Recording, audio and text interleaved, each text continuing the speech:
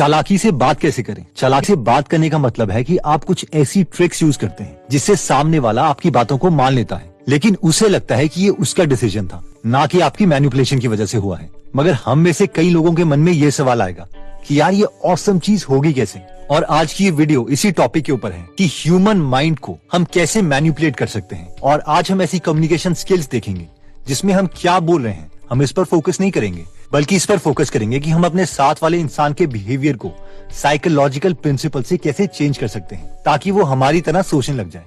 I know you are interested in this, so let's start. सबसे पहला point कहता है the peak end rule, the end matters most. 1993 में Nobel prize winner Daniel Kahneman और Barbara Frederiksen ने एक experiment किया। इस एक्सपेरिमेंट में 2 राउंड्स डिसाइड हुए थे। राउंड 1 में पार्टिसिपेंट्स को 60 सेकेंड्स यानी 1 मिनट तक अपने हाथ एक 14 डिग्री सेल्सियस की पानी की बाल्टी में डालने थे, जो कि थोड़ा सा ठंडा है। राउंड 2 में था कि पहले तो पार्टिसिपेंट्स को 60 सेकेंड्स के लिए अपना हाथ 14 डिग्री सेल्सियस की बाल्टी में ही डालना पड़ेगा, जो कि राउंड 1 में भी था। लेकिन उसके बाद 30 सेकेंड्स के लिए यानी आधे मिनट के लिए 15 डिग्री सेल्सियस की पानी की बाल्टी में भी हाथ डालना पड़ेगा, यानी बस 1 डिग्री एक्स्ट्रा टेम्परेचर वाली बाल्टी पर, जो कि ऑलमोस्ट पहली पानी वाली बाल्टी की तरह था। अब इस एक्सपेरिमेंट में काफी सारे पार्टिसिपेंट्स को बुलाया गया और राउंड 1 कंप्लीट करवाया गया, यानी 60 सेकेंड्स 14 डिग्री की बाल्टी में हाथ रखो।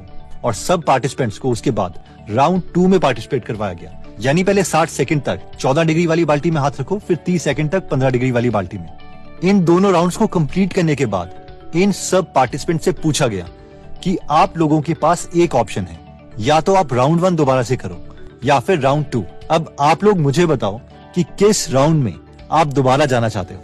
अगर हम इस चीज को खुद एक्सपीरियंस नहीं कर रहे तो हम में से मैक्सिमम लोग यही कहेंगे कि लॉजिकली राउंड 1 ही लोगों को रिपीट करना चाहिए, क्योंकि उसमें सिर्फ 60 सेकेंड्स के लिए ही हाथ पानी में डालना है। लेकिन राउंड 2 में राउंड 1 वाली सारी चीजें तो करनी ही है, प्लस उसके बावजूद 30 सेकेंड्स के लिए 15 डिग्री वाली बाल्टी में भी हाथ डालना है।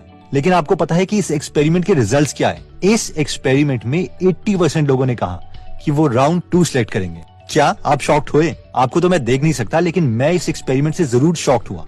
एक्चुअली इस कॉन्सेप्ट को पीक एंड रूल कहते हैं, और ये कॉन्सेप्ट कहता है कि अगर आपके फ्रेंड के साथ कोई कॉन्वर्सेशन हो रही है तो उस कॉन्वर्सेशन की बहुत इंटेंस मूवमेंट्स और एंड वाला पार्ट ही आपके फ्रेंड को याद रहेगा और बाकी सारा लॉन्ग टर्म में उसकी मेमोरी से डिलीट हो जाएगा। इसलिए अगर हम किसी से कुछ काम करवाना चाहते हैं तो हमें एंड वाले पार्ट को बहुत अच्छे तरीके से फ्रेम करना पड़ेगा। अगर एंड में आपने अपने फ्रेंड को खुश कर दिया तो उसके माइंड में एक अच्छी मेमोरी रिकॉर्ड हो जाएगी और हो सकता है कि वो आपके उस काम को भी कर दे जो आप चाहते हैं। नेक्स्ट प्रिंसिपल कहता है लॉस एवर्जन। अभी थोड़े दिनों पहले एक फ्रेंड मेरे पास आया था और वो भी एक रीडर था, तो वो मेरी बुक कलेक्शन देखने लग गया। उस बुक कलेक्शन में उसने डैनियल कहनेमैन की ये बुक देखी, थिंकिंग फास्ट एंड स्लो, और मुझसे पूछा कि ये बुक कैसी है। मैंने उससे कहा कि ये मेरी फेवरेट बुक्स में से एक है। तो उसने बोला तूने ये बुक पढ़ ली है? तो मैंने कहा हाँ, ये मैं कंप्लीट बुक पढ़ चुका हूँ। तो इस पर वो बोला ठीक है, मैं ये बुक ले जाता हूँ, लेकिन मैं इसे वापस नहीं करूंगा।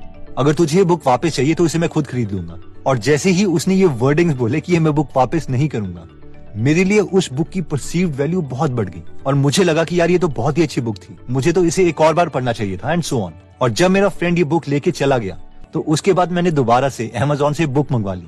और ये परफेक्ट एग्जाम्पल है लॉस एवर्जन का। लॉस एवर्जन प्रिंसिपल कहता है कि हम उन चीजों को ज्यादा इंपॉर्टेंस देते हैं जब हमें लगता है कि हमसे कुछ चीज ली जा रही है या कुछ हमसे दूर जा रहा है। तो अब सवाल आता है कि हम ये लॉस एवर्जन का प्रिंसिपल कम्युनिकेशन में कैसे यूज करें। जब भी हम किसी के साथ कम्युनिकेट करते हैं तो ये एक्सपेक्टेड है कि हम किसी को किसी चीज के लिए कन्विंस कर रहे हैं। फॉर एग्जाम्पल, अगर आप अपने फ्रेंड को अपने साथ बिजनेस में आने के लिए कन्विंस करना चाहते हैं तो लॉस एवर्जन प्रिंसिपल कहता है कि आप अपने फ्रेंड को ये बोलने के बजाय कि आपके साथ बिजनेस करने से उसे क्या फायदा होगा, हमें उसे ये कहना चाहिए कि आपके साथ बिजनेस ना करने से उसे क्या नुकसान होगा। क्योंकि ह्यूमन माइंड प्रॉफिट इंक्रीज करने के बजाय लॉस डिक्रीज करने के लिए बायोलॉजिकली प्रोग्राम्ड है। नेक्स्ट प्रिंसिपल आता है फोकसिंग क्वेश्चन। ये प्रिंसिपल कहता है कि किसी भी इंसान से मेन कम्युनिकेशन स्टार्ट करने से पहले उसके ब्रेन को वो चीज सोचने में मजबूर करो जिससे उसका माइंड हमारे होने वाली कम्युनिकेशन के बारे में सोचने लग जाए। आइए इसे एक सिंपल एग्जांपल से समझते हैं। बॉलकम और एंडरसन नाम के 2 साइंटिस्ट ने एक साइकोलॉजिकल एक्सपेरिमेंट किया। वो एक शॉपिंग मॉल में गए और एक एक करके लोगों को रोके उनसे कहने लगे, क्या आपके पास कुछ टाइम है? क्या आप हमारे कुछ सवालों का जवाब दे सकते हैं? जब ये सवाल बहुत से लोगों से पूछा गया तो सिर्फ 29% लोगों ने हाँ किया और इन साइंटिस्ट के सवालों का जवाब दिया। लेकिन इसके बाद इन साइंटिस्ट ने इस कम्युनिकेशन में एक बहुत ही इंटरेस्टिंग कॉन्सेप्ट ऐड कर दिया।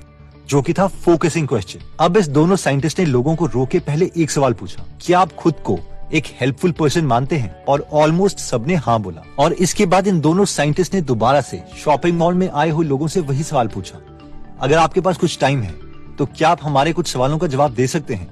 और ये फोकसिंग क्वेश्चन ऐड करने से अपना बिजी स्केड्यूल होने के बावजूद 77.3% लोगों ने साइंटिस्ट को जवाब दिया। I mean 29% से नंबर जंप होकर 77.3% हो गया। और ये इसीलिए हुआ क्योंकि जब लोगों ने खुद को एक हेल्पफुल इंसान माना और क्योंकि अभी वो हेल्पफुल वाले माइंडसेट फ्रेम में थे, इसलिए उन्होंने साइंटिस्ट को उनके क्वेश्चन का आंसर देने के लिए हाँ कर दिया। इसीलिए अगर हम जब भी किसी से कम्युनिकेशन कर रहे हैं तो सीधा किसी से फेवर मांगने से बेटर है कि हम पहले उस इंसान से एक ऐसा फोकसिंग क्वेश्चन पूछें जिससे वो पहले एक ऐसे माइंडसेट में आ जाए जिससे वो हमारे क्वेश्चन को हाँ कर दे, जैसे कि इन दोनों साइंटिस्ट ने पूछा था। नेक्स्ट प्रिंसिपल कहता है संक कॉस्ट फैलेसी। ये प्रिंसिपल कहता है कि एक बार अगर हम किसी चीज में इन्वेस्ट कर देते हैं तो अगर वो चीज फ्यूचर में यूजफुल नहीं भी है तो भी ह्यूमन माइंड के लिए उसे छोड़ना बहुत मुश्किल हो जाता है। फॉर एग्जाम्पल, मान लीजिए कि आपने एक मूवी टिकट ली थी 500 रुपीज की और सोचा था कि इस संडे में काम नहीं करूंगा बल्कि मूवी देखूंगा। बाद में संडे को आपको पता चलता है कि जो नई मूवी की टिकट आपने बुक करवाई थी उसके रिव्यूज ठीक नहीं है और वो फ्लॉप मूवी है। साथ में मूवी टाइमिंग के दौरान आपकी एक इम्पोर्टेंट मीटिंग भी आ जाती है एक ऐसे दोस्त के साथ जो आपको एक बिजनेस प्लान समझाना चाहता है और वो आपके लिए काफी वैल्यूएबल भी हो सकता है। अब इस चीज के बावजूद कि मूवी फ्लॉप है, साथ में उसी टाइम को हम किसी फ्रूटफुल जगह यूज भी कर सकते हैं। हम में से मैक्सिमम लोग फिर भी उस फ्लॉप मूवी को देखने जाएंगे क्योंकि उसमें हमने पैसे इन्वेस्ट कर दिए हैं और इसे ही संक कॉस्ट फैलेसी बोलते हैं। बिजनेसेस में ये बहुत ही कॉमन है। For example Flipkart, investors Flipkart में बहुत से पैसे इन्वेस्ट कर चुके थे लेकिन कंपनी प्रॉफिटेबल नहीं हो रही थी। इसके बावजूद इन्वेस्टर्स उसमें पैसे इन्वेस्ट करते रहे क्योंकि कोई भी खुद को लोगों की नजरों में बेवकूफ साबित नहीं करना चाहता। बट इवेंचुअली वॉलमार्ट ने फ्लिपकार्ट को खरीद लिया $16 बिलियन में और सबने राहत की सांस ली। अब सवाल आता है कि हम इस प्रिंसिपल को कम्युनिकेशन में कैसे यूज कर सकते हैं। जब भी हम सामने वाले इंसान से कुछ फेवर चाहते हैं तो हमें उनसे छोटे छोटे इन्वेस्टमेंट्स करवाने पड़ेंगे और वो इन्वेस्टमेंट किसी भी चीज में हो सकते हैं, वर्क, मनी या टाइम। फॉर एग्जाम्पल, अगर आप किसी को अपना बिजनेस पार्टनर बनाना चाहते हो तो डायरेक्टली उसे अपनी करंट जॉब छोड़ने के लिए मत बोलिए। उसे अपने बिजनेस के बारे में अवेयर करो और अपने बिजनेस में काम करने दो। जितनी ज्यादा टाइम इन्वेस्टमेंट वो आपके साथ करेंगे उतने ज्यादा चांसेस हैं कि संक कॉस्ट फैलेसी प्रिंसिपल की वजह से वो आपके साथ काम करने के लिए रेडी हो जाएं। दोस्तों, बहुत से लोग समझते हैं कि कम्युनिकेशन का मतलब है कि सिर्फ हम किसी को कुछ बोल रहे हैं, बल्कि कम्युनिकेशन का एक्चुअल मतलब है कि किसी के माइंड में अपना मैसेज डिटेल में पहुंचाना।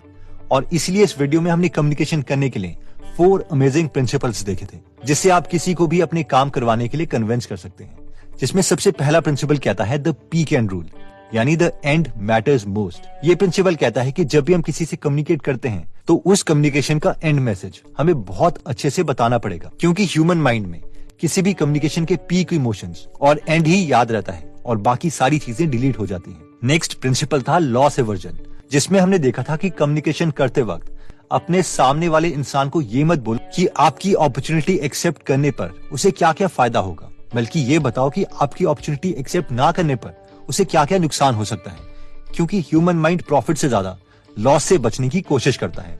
नेक्स्ट प्रिंसिपल था फोकसिंग क्वेश्चन। ये पॉइंट कहता है कि मेन मैसेज बोलने से पहले एक ऐसा फोकसिंग क्वेश्चन पूछो जिससे सामने वाले इंसान का माइंड आपके मेन मैसेज को एग्जीक्यूट करने में हेल्प करे, जैसे कि शॉपिंग मॉल में उन दोनों साइंटिस्ट ने पूछा था और वो फोकसिंग क्वेश्चन था, क्या आप अपने को हेल्पफुल समझते हैं?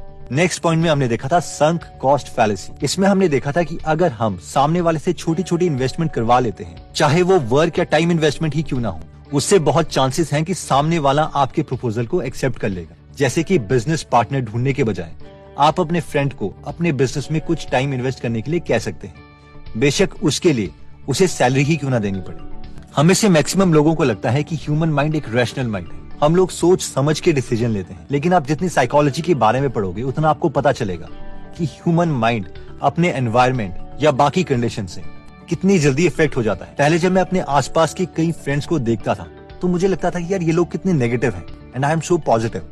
बट देन एक ड्यूरेशन आई जब मैं 3 महीने के लिए बहुत ज्यादा स्ट्रेस लेने लग गया। मैंने इंट्रोस्पेक्ट किया कि ऐसा हुआ क्यों। देन आई रियलाइज कि आई मिस्ड समथिंग, और वो था बुक्स पढ़ना।